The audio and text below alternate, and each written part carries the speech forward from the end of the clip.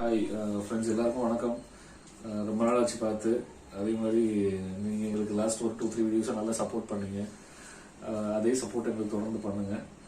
இன்றைக்கி நம்ம பார்க்க போகிறது என்னென்னா க்ரீன் பிரியாணி பார்க்க போகிறோம். ஸோ க்ரீன் பிரியாணினா ஒன்றும் இல்லை, மல்லி புதினா அந்த மாதிரி விஷயங்களை வச்சு மட்டும் பண்ண போகிறோம். அது எப்படி செய்யலாங்கிறத வாங்க பார்க்கணும். ஓகே, ஸோ இப்போ பிரியாணிக்கு ஃபர்ஸ்ட் நம்ம ஒரு மசாலா மாதிரி ரெடி பண்ணிக்கலாம். அது என்னதான் பண்ண போறோம்னா முழுமல்லி, பெப்பர்,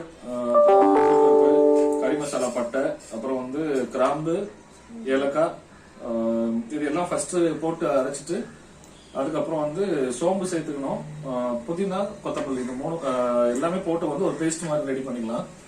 ஓகே, இப்போ நம்ம செய்ய ஆரம்பிக்கலாம். ஃபர்ஸ்ட் குக்கர்ல எண்ணெய் சேர்த்துக்கோங்க.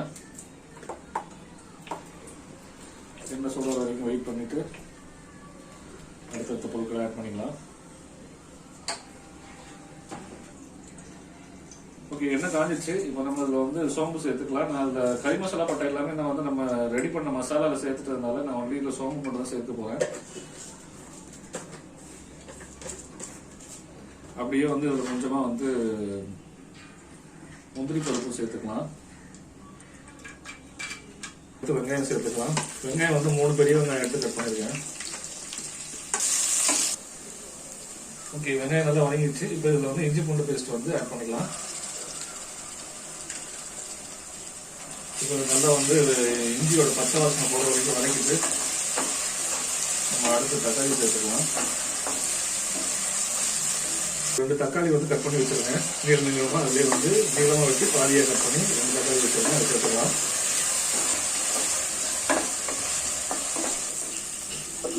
தக்காளி வதங்கிடுச்சு. இதுல நான் நம்ம அரைச்சு வச்ச அந்த பேஸ்ட், அதாவது முதல்ல நம்ம ரெடி பண்ணோம்ல, அதை சேர்த்துக்கிறேன். ஓகே, இதுல தண்ணி சேர்த்துக்கலாம். இது நான் அரிசி வைக்கிற அளவு தண்ணி இதுலயே கொஞ்சம் முதல்ல சேர்த்திருக்கேன். இதுல 1 டம்ளர் சேர்த்திருக்கேன். இதுல லைட்டா கொதி வந்துருச்சு. நான் இதுல தேவையான அளவு உப்பு சேர்த்துக்கிறேன். இதுல மசாலா என்னென்ன சேர்க்க போறேன்னா கரம் மசாலாவும் கொஞ்சம் பிரியாணி மசாலாவும் தான் சேர்க்க போறேன். ஸோ மசாலா ஆட் பண்றேன். கரம் மசாலா, பிரியாணி மசாலா. மஞ்சள் தூள் சேர்க்கல, ஏன்னா அந்த கலர் சேஞ்ச் ஆகிடக்கூடாதுன்றதுக்காக. ஓகே, நல்லா கொதி வந்துருச்சு. இப்போ நம்ம இதில் அரிசி சேர்த்துக்கலாம். அரிசி நான் இதுக்கு தண்ணி நீங்க என்ன ரைஸ் யூஸ் பண்றீங்களோ அதை பொறுத்து நீங்க தண்ணி அளவு வச்சுக்கோங்க. இதில் அரிசியை சேர்த்துட்டு அதுக்கப்புறம் ஒரு கொதி வந்ததுக்கு அப்புறம் தான் நம்ம வெயிட் வைக்க போறோம். க்ளோஸ் பண்ணி விசில் வைக்க போறோம். கொதி வந்துச்சு. நம்ம க்ளோஸ் பண்ணிட்டு ஒரு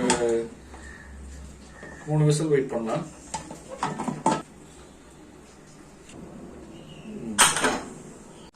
ஓகே, இப்போ நம்ம ஓபன் பண்ணி பார்க்கலாம். வாவ், சூப்பராக வந்திருக்கு. ஸோ இதில் இப்போ நீங்கள் வெளியில் கிளறி பரிமாறலாம். பார்த்தீங்கன்னா நல்லா குழையாம உதிரியாகவே வந்திருக்கு. ஸோ இந்த வீடியோ உங்களுக்கு பிடிச்சிருந்துச்சுன்னா லைக் பண்ணுங்க, ஷேர் பண்ணுங்க, சப்ஸ்கிரைப் பண்ணுங்க, மறக்காம உங்க ஃப்ரெண்ட்ஸுக்குலாம் ஷேர் பண்ணுங்க. ஸோ தேங்க்ஸ் ஃபார் வாட்சிங் த வீடியோ.